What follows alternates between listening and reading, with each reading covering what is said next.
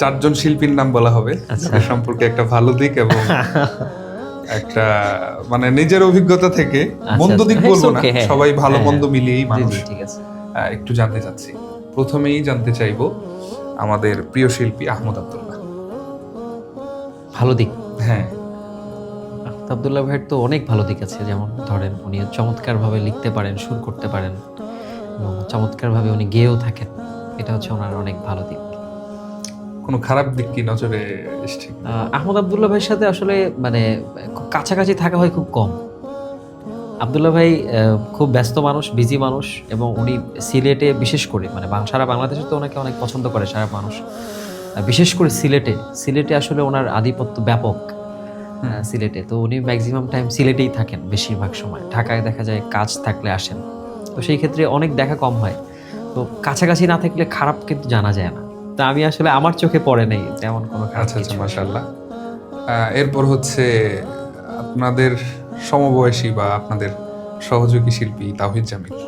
আচ্ছা, তাওহিদ জামিল তো আসলে অসম্ভব মানে সুমধুর কণ্ঠের একজন শিল্পী, এবং যার মানে লক্ষ কোটি শ্রোতা সারা বাংলাদেশে। এবং তার ভালো দিকটা হচ্ছে সে সময়টাকে খুব মূল্য দেয়। ধরেন হচ্ছে ওর যে ভালো দিকটা, সে একটা কাজে থাকে, আসলে একটা কাজ নিয়ে আসলে সে চিন্তা করে। এমনি ফালতু বিষয় আসলে বেশি কথা কানে নেয় না। তার একটা ফোকাস থাকে যে আসলে আমি এই কাজ করব, সেই কাজ করে। আমার মনে হয়েছে আসলে সে সময়কে অনেক বেশি মূল্য দেয়, যার কারণে তাওহিদ জামিল কলরবে অনেক পরে এসে অনেকের থেকে অনেক এগিয়ে। মাশাআল্লাহ, আলহামদুলিল্লাহ। মাশাআল্লাহ মাশাআল্লাহ। আপনাদের আরেকজন সহশিল্পী ইকবাল মাহমুদ। ইকবাল মাহমুদ ভাইয়ের ভালো দিক, সে খুব মানে মোটিভেশনাল কথা বলতে পারে, আমাদেরকে অনেক উৎসাহ প্রদান করে। মাশাআল্লাহ, এটা তো ভালো দিক, এটা খুব এটা খুব ভালো দিক। তার কোনো এমন কোনো গুণ আছে যেটা খারাপ লেগেছে?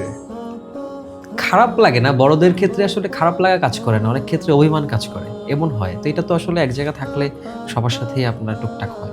তো ওরকম সিরিয়াস কোনো ইস্যু না, ওই ছোটবেলার থেকে টুকটাক অভিমান থাকে না, ওইটা এই গাড়িতে বসা নিয়ে মানে ছোটখাটো যে বিষয়গুলো, এগুলো আপনি বলতেছেন তাই বলতেছি, বলার মতো। কিন্তু আমাদের সাথে মানে একসাথে থাকলে এরকম এটা হওয়াটা হয় স্বাভাবিক। মানে আমাদের সাথে মানে ম্যাক্সিমাম সময় কথা হয়, সবার সাথে কথা হয়। এটা আপনি বলতেছেন তাই আসলে বলতেছি, কিন্তু এটা বলার মতো কোনো বিষয় না। ওরকম কিছু নাই আসলে। স্টার ভিউয়ের আজকের এপিসোডে এসে কেমন লাগলো এবং তার সম্পর্কে একটু জানতে চাই। খুবই ভালো লাগছে, আলহামদুলিল্লাহ। সাব্বির ভাই নতুন একটি প্রোগ্রাম শুরু করছে,